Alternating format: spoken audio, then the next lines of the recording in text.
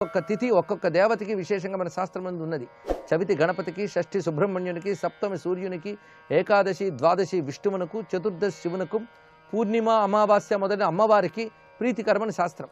అవి ఏ మాసంలోనైనా గొప్పవే కానీ మాఘమాసంలో ఆ తిథులు కానీ సేవిస్తే ఆ దేవతలకు మరింత ప్రీతికరమై ఆ చేసే ఆరాధనలు కోటి గుణితమైన ఫలితాన్ని ఇస్తాయని శాస్త్రం చెప్తున్నది.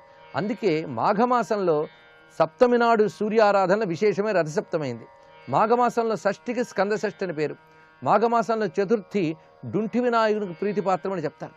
అలాగే మాఘశుద్ధ ఏకాదశి భీష్మ ఏకాదశి మహాపర్వమై అది గొప్పదైంది.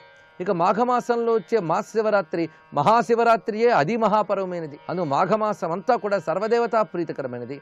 అందున పూర్ణిమ మాసం యొక్క శక్తికంతటికి సారవంతమైనటువంటి స్థానం అది.